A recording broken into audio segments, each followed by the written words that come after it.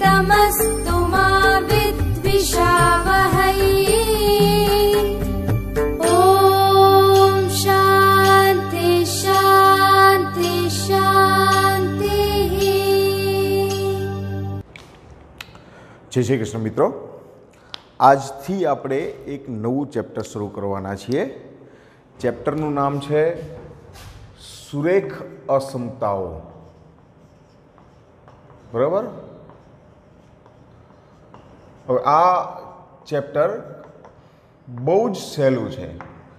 તમે આ ચેપ્ટરને જાણો છો, સમજો છો। એકચ્યુઅલી એમ કહેવાય છે ને કે તમને આવડે જ છે, આમાં કાંઈ નવું નથી। બેઝિક વસ્તુ શરૂઆત કરીએ આપણે કે સપોઝ એ અને બી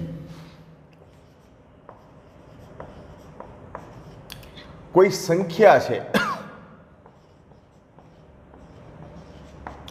તો આ સંખ્યા વચ્ચે ત્રણ પ્રકારના સંબંધ હોઈ શકે। કયા કયા ત્રણ સંબંધ હોઈ શકે? એક હોય એ ઇક્વલ ટુ બી, કે આ બંને સંખ્યા સરખી હોઈ શકે। બીજું છે એ ગ્રેટર ધેન બી, એ મોટો હોઈ શકે। અને ત્રીજો ઓપ્શન છે એ લેસ ધેન બી। બરાબર, આ ત્રણમાંથી કોઈ એક સંબંધ એની સાથે ફિક્સ હોય। જે પહેલો સંબંધ છે એને સમતા કહીશું આપણે, કે સમતા એટલે સરખાપણું। આ બે જે છે ને એને આપણે કહીશું અસમતા। અને આ ચુસ્ત છે। ચુસ્તનો મતલબ શું છે કે એક પણ પ્રકારનો ઓપ્શન નથી કે ઇક્વલ ટુ થઈ શકે, સમતામાં રૂપાંતરિત થઈ શકે। જો અહીંયા greater than or equal to or less than or equal to હોત તો હું ચુસ્ત અસમતા શબ્દ ન વાપરે। પણ મૂળ ત્રણ સંબંધમાંથી કોઈ એક સંબંધ આપણી બે સંખ્યા વચ્ચે લાગુ પડતો હોય। હવે આ અસમતાના જે સંબંધો છે એના વિશે થોડીક વાત કરીએ, એના અમુક ગુણધર્મો વિશે। દાખલા તરીકે એ ગ્રેટર ધેન બી હોય તો એવું કહી શકાય કે એ માઇનસ બી ગ્રેટર ધેન 0। હવે આ જે નિશાની છે ને બંને તરફ લાગુ પડે છે। એમ કે જો એ માઇનસ બી ગ્રેટર ધેન 0 હોય તો તમે એ ગ્રેટર ધેન બી પણ કહી શકો, આ હોય તો આ થઈ શકે। બીજું છે જો એ લેસ ધેન બી હોય તો એ માઇનસ બી લેસ ધેન 0 થાય। આપણે સાદી ભાષામાં કહીએ તો આ શું છે? મોટી સંખ્યામાંથી નાની સંખ્યા જો બાદ કરો તો હંમેશા ધન કિંમત આવે। જો આ મોટી સંખ્યા અને નાની સંખ્યા, મોટીમાંથી નાનું બાદ કર્યું તો ગ્રેટર ધેન 0 એટલે ધન સંખ્યા આવી। મોટામાંથી નાનુંની જગ્યાએ નાનામાંથી મોટું બાદ કરું તો એ હંમેશા ઋણ સંખ્યા આવે। અત્યાર સુધી આપણે શાબ્દિક રીતે એને સમજતા હતા, હવે સિમ્બોલિક સમજીએ। જો એ ગ્રેટર ધેન બી હોય તો એ પ્લસ સી ગ્રેટર ધેન બી પ્લસ સી થાય। જો એ બી કરતાં મોટું છે અને સી એક એવી સંખ્યા કે જે બંનેમાં ઉમેરું છું, સરખી સંખ્યા ઉમેરું છું, તો એની અસમતામાં કોઈ બદલાવ થતો નથી। ત્યારબાદ છે જો એ ગ્રેટર ધેન બી હોય, બી ગ્રેટર ધેન સી હોય તો આના આધારે તમે લખી શકો એ ગ્રેટર ધેન સી। જો એ બી કરતાં મોટું છે, બી સી કરતાં મોટું છે તો તમે લખી શકો એ ગ્રેટર ધેન સી। બરાબર, આ બધી બેઝિક વસ્તુ છે કે જે ક્યાંક ને ક્યાંક આપણે ઉપયોગમાં લેશું। હવે આની અંદર તે જો એ બી કરતાં મોટું છે, બી સી કરતાં મોટું છે તો આને આમ પણ લખી શકાય કે એ પ્લસ સી ગ્રેટર ધેન બી પ્લસ સી। શું કામ? મોટામાં એક સંખ્યા ઉમેરી, નાનામાં એક સંખ્યા, મૂળ સંખ્યા તો સરખી જ રહી। બરાબર, તો એમાં કોઈ બદલાવ થતો નથી। આ બેઝિક વસ્તુ અમુક તમને કરાવું છું, પછી આપણે આગળ જઈએ। જો એ ગ્રેટર ધેન બી હોય અને સી ગ્રેટર ધેન 0 હોય, સી ગ્રેટર ધેન 0 એટલે ધન સંખ્યા છે। જો ધન સંખ્યા હશે અને બંને બાજુ ગુણાકારમાં લ્યો તો આની અસમતામાં બદલાવ થતો નથી. પણ જો a ગ્રેટર ધેન b હોય અને c લેસ ધેન 0 હોય તો એવા સંજોગોની અંદર આ અસમતા બદલાય, એટલે નિશાની ચેન્જ થઈ જાય. આપણી ભાષામાં કે કોણે સામેની બાજુ આવી જાય. બરાબર. ઋણ સંખ્યા વડે જો સંખ્યાને કોઈ ગુણશો તો સંખ્યામાં બદલાવ થાય. દાખલા તરીકે જો 5 અને 3 છે, આ આવી નિશાની છે. હું બંનેને 2 વડે ગુણું તો આ મને આવે 10, આ આવે 6, તો નિશાની બદલાશે નહીં. પણ જો હું -2 વડે ગુણું તો આ મને મળશે -10 અને -6, તો આની નિશાની આપણે આમ કરી. એટલે જો ઋણ સંખ્યા વડે તમે ગુણશો તો એની અસમતા બદલાશે. હવે એક સાદી વસ્તુ કહી દઉં, આમ તો એ 8મા ધોરણથી ખબર હોય છતાં પણ કે n એટલે કયો ગણ છે? પ્રાકૃતિક સંખ્યાનો ગણ છે. z આ પૂર્ણાંક સંખ્યાનો ગણ છે.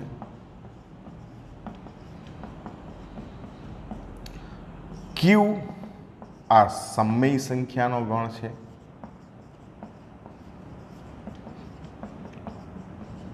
અને r આ સૌથી મોટો ગણ જેને આપણે કહીએ છીએ વાસ્તવિક સંખ્યાનો ગણ.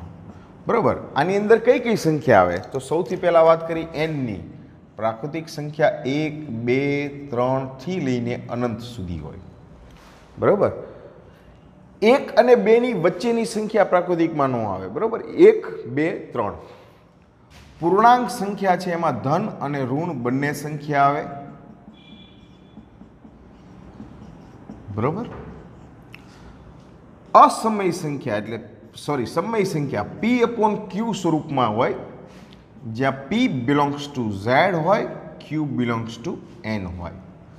બરાબર. અને વાસ્તવિક સંખ્યા એટલે તમામ પ્રકારની સંખ્યા કે જે ગણિતની અંદર અસ્તિત્વ ધરાવતી હોય, કોઈ પણ પ્રકારની. ક્લિયર? તો આ બેઝિક વસ્તુ છે. બરાબર. હવે આપણે એના દાખલા તરફ જઈએ. ક્લિયર? ફર્સ્ટ એક્ઝામ્પલ લઉં છું. હું સિમ્પલથી ચાલુ કરું છું કે ભાઈ 2x ગ્રેટર ધેન 10 છે. મારે x ની વેલ્યુ મેળવવી છે કે જે x બિલોંગ્સ ટુ n હોય, x બિલોંગ્સ ટુ z હોય અને x બિલોંગ્સ ટુ r હોય. આ ત્રણેય માટે મારે x ની કિંમત મેળવવી છે. તો જો 2x ગ્રેટર ધેન 10 આ આપણું રકમ છે. x ને વેલ્યુ મેળવવા માટે બંનેને 2 વડે ભાગી નાખવું. જો ધન સંખ્યા વડે ભાગતા હોય કે ધન સંખ્યા વડે ગુણતા હોય તો નિશાની બદલાશે નહીં, એટલે જે બાજુ તીર છે એ જ રહેશે. તો આનો મતલબ આવ્યો x ગ્રેટર ધેન 5. તો સૌથી પહેલી વાત કરી x બિલોંગ્સ ટુ n માટે. 5 કરતાં મોટી સંખ્યા, એનો મતલબ 6, 7, 8, 9 અને આ ક્યાં સુધી આવશે? અનંત સુધી. બીજી વાત છે x બિલોંગ્સ ટુ z માટે. તો આમાં પણ કાંઈ બદલાવ નહીં થાય, કારણ કે માઇનસ સંખ્યા આમાં આવતી નથી. તો આનો જવાબ પણ આ જ રહેશે. અને ત્રીજી છે x બિલોંગ્સ ટુ r માટે. હવે r માટેની વાત છે. તો r માટે શું થશે? હું સંખ્યા રેખા ઉપર દર્શાવું તો આ જે છે ને એ 6 છે. આ 6 થી લઈને બધી જ સંખ્યાઓ લેવાની છે. એનો મતલબ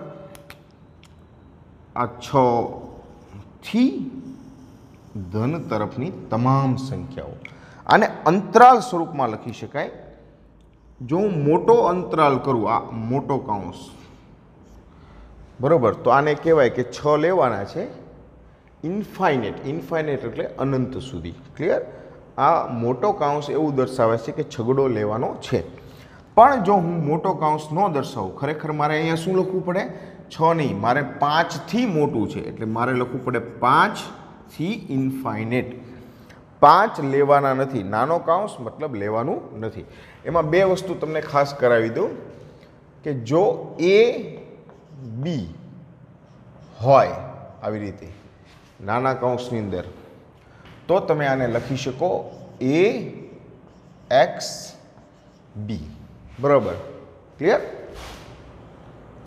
आने आपणे कहेशुं विवृत अंतराल। शुं कहेशुं आने? विवृत अंतराल। इंग्लिश में आने कहेवाय क्लोज ब्रेकेट। क्लोज एटले बंध कौंस बराबर। बीजू छे जो आ ए बी આવી રીતે આપેલું હોય તો આનો મતલબ એ લેવાનો છે, બી નથી લેવા, સોરી બી પણ લેવાનો છે, બંને બાજુ મોટો કૌંસ છે। આને કહેશું આપણે સંવૃત અંતરાલ, ઓપન બ્રેકેટ। શબ્દ શું છે? Open bracket. ત્રીજી વસ્તુ છે એ બી, एक बाजू नानो काउंस है, एक बाजू मोटो काउंस है, तो एने लखी शकाय ए लेवानो नथी पण बी लेवानो छे, बी बाजू इक्वल। तो आने कहेशुं आपणे विवृत संवृत अंतराल। पहला विवृत है पछी संवृत है। अने चौथुं जे आपणे लेशुं ई छे आपणी पासे ए बी बराबर। तो आने शू कहेशुं आपणे? ए आवे छे, बी लेवानो नथी, तो आनुं नाम राखशुं संवृत विवृत अंतराल बराबर। तो आ खास तमारा माटे अगत्यना छे, खरेखर आ पहेला ज कराववानी जरूर हती, डजंट मैटर। चलो हवे बीजुं लઉં છું 4x greater than x 3 suppose 4x greater than 3 मारे त्रण वस्तु में शोधवानी है। एक है x बिलोंग्स टू n माटे, x बिलोंग्स टू z माटे अने x बिलोंग्स टू r माटे। सौथी पहला बात करिए आपणे x ने करता बनाववानी, तो अहींया हूँ लखी शकूँ x greater than 3/4। हवे पहली बात आई x बिलोंग्स टू n माटे, तो x बिलोंग्स टू n माटे बात करी 3/4 एटले एक करता नानुं, आपणे एनाथी मोटा लेवानी बात छे बराबर। 3/4 एटले शुं थयुं? आ 3/4 एटले ऑलमोस्ट 0.75 थाय बराबर। तो मारे आ 0.75 थी मोटो x छे एटले 1 थी चालू थशे, तो आ 1 2 3 थी अनंत सुधी। एमां अपूर्णांक न आवे एटला माटे मारे आवुं विचारવું પડે। जो x बिलोंग्स टू z ની વાત करूँ तो एमां पण आ ज परिस्थिति आवशे, धन संख्या आवशे, ऋण आवशे नहीं। पण जो x बिलोंग्स टू r ની વાત करूँ तो एनी अंदर बधा ज प्रकारनी संख्या आवे छे।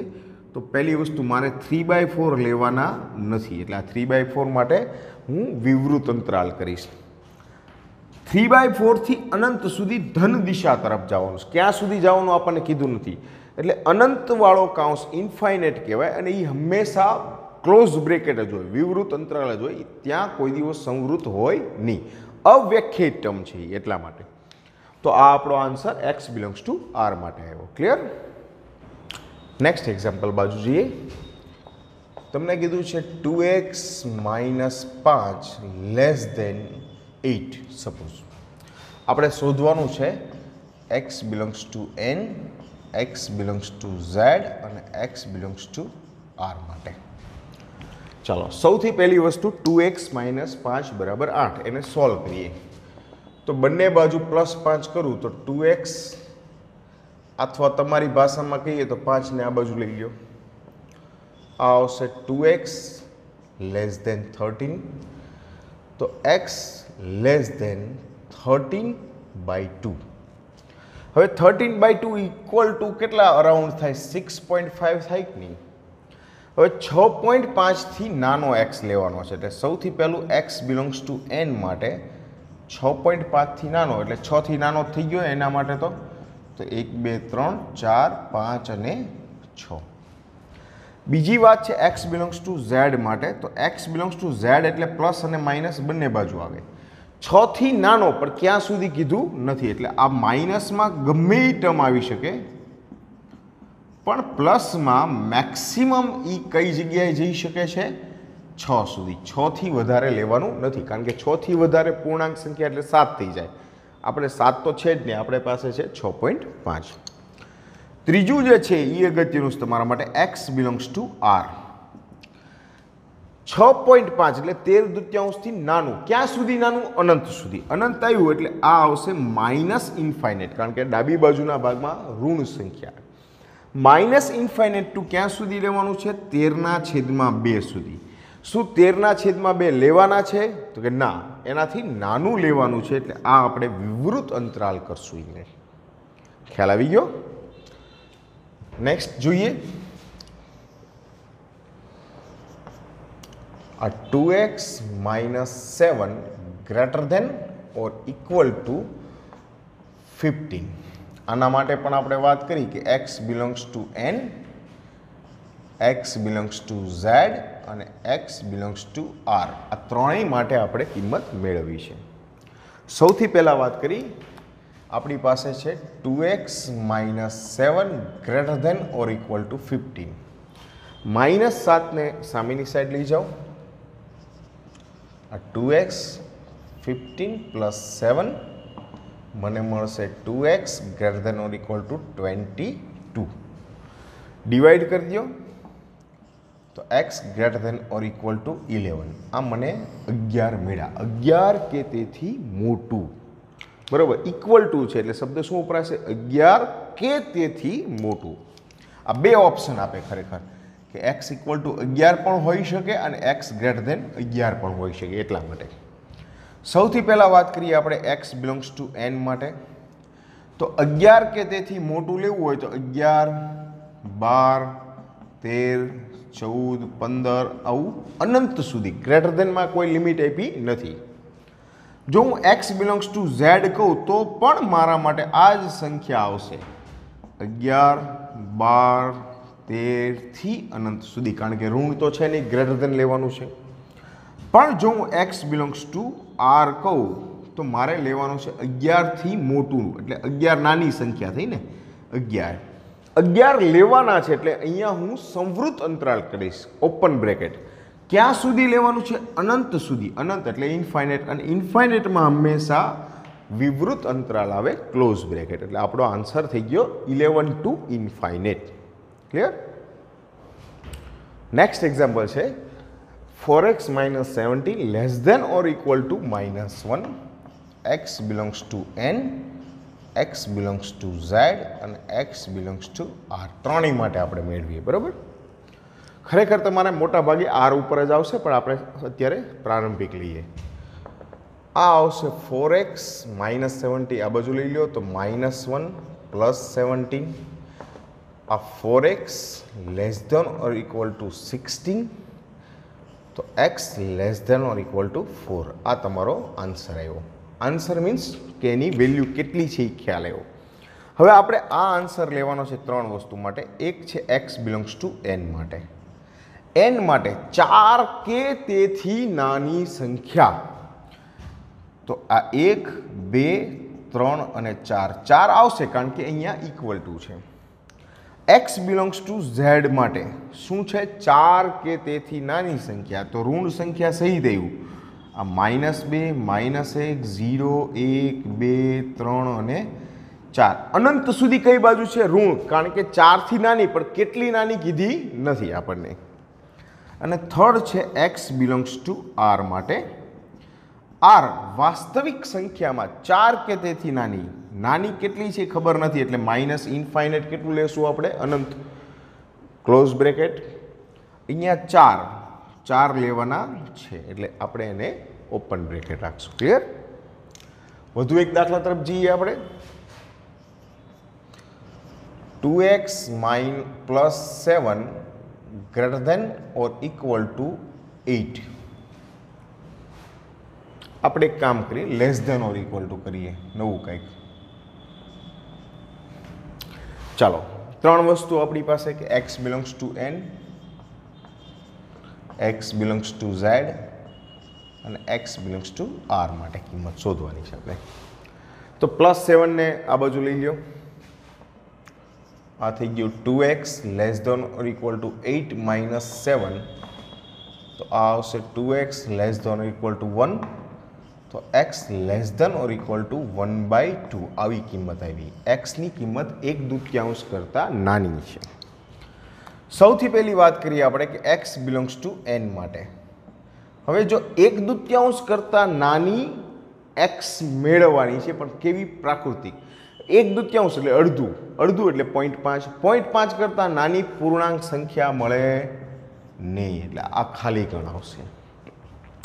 બીજું છે x બિલોંગ્સ ટુ z. તો આ જે સંખ્યા છે એ તમને મળશે -2, -1, 0. 0 થી ચાલુ કરીને ઋણ તરફની બધી જ સંખ્યા આવશે. ક્યાં? પૂર્ણાંક ભાગની અંદર. અને x બિલોંગ્સ ટુ r માટે આપણે આ -ઇન્ફાઇનાઇટ સુધી જવાનું છે, એટલે અહીંયા ક્લોઝ બ્રેકેટ 1/2 છે, આ 1/2, અને આ લેવાના છે એટલે એને ઓપન બ્રેકેટ રાખશું. તો આપણો આન્સર થઈ ગયો. Clear? Next example, 4x - 7 greater than or equal to 0. લઈએ આપણે x belongs to n, x belongs to z અને x belongs to r માટે. બરાબર, આજના દિવસે આપણે આ જ શીખીએ. આ -7 ને આ બાજુ લઈ જાઓ તો મને મળશે 4x greater than or equal to 7. x greater than or equal to 7/4. હવે જો આ x belongs to n માટે વાત કરીએ. પહેલા 7/4. તમે 7/4 કરો ને તો 4 એકા 4, 3 વિધા ભાગ નો આલે, એટલે આ આવ્યું 1.3/4, એટલે 1 કરતાં વધારે. હવે પ્રાકૃતિક સંખ્યા 1 કરતાં વધારે એટલે 2, 3, 4 થી લઈને અનંત સુધી. x બિલોંગ્સ ટુ z માં પણ એમ જ રહેશે, કારણ કે માઇનસ છે નહીં, ઋણ દિશા તરફ નથી જતા આપણે, તો ધન દિશા તરફ એ જ રહેશે. અને x બિલોંગ્સ ટુ r માટે 7/4 લેવાના છે, એટલે આ નાની સંખ્યા થી મોટું, ક્યાં સુધી મોટું? અનંત સુધી. અને અનંતનો કાઉન્સ હંમેશા ક્લોઝ બ્રેકેટ હોય. ક્લિયર? પછી છે 11 - 3m લેસ દેન 4. ઓકે, આપણે -4 રાખીએ તો કેમ રહે? બરાબર, x belongs two z, x belongs to n અને x બિલોંગ્સ ટુ r. આ 3 માટે લેવાની છે. ચાલો 11 ને પહેલી સાઈડ લઈ જાઓ તો આ તમને મળશે -3m લેસ દેન -4 -11. અહીંયા આવશે -3m